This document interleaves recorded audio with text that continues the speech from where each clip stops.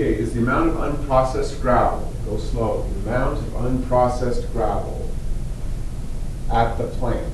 So that's different than what we did in B, which was B was just about like how much gravel has arrived. It's like part B, you could almost think of it as we've got a pile of gravel that's already there, and then we're bringing in more gravel. It's like we're almost making another pile. So this here, the amount of gravel at the plant, well, that's not really true either because this is a part of that. But you just have to be careful to keep separate the difference between gravel that's arriving versus gravel that's there. It says, is the amount of unprocessed gravel at the plant increasing or decreasing? Well, as we talked earlier in part A, the amount of gravel at the plant goes up based on the in rate. The in rate causes that pile to grow. The out rate causes that pile to go down. So A prime is the overall rate at which the pile is either growing or shrinking. So what I chose to do in part C is use that idea. Here we go.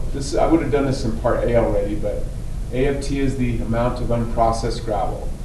A prime is the in rate subtract the out rate.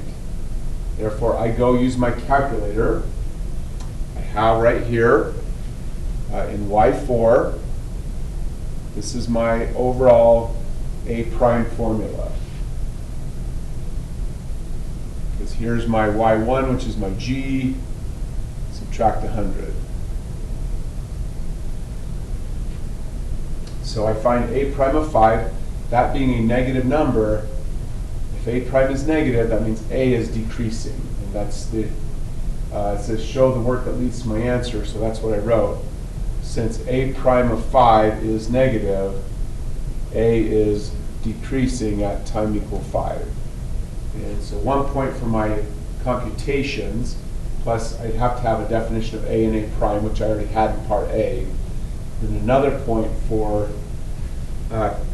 the statement saying that because A prime of 5 is negative, A of T is decreasing at time equal 5.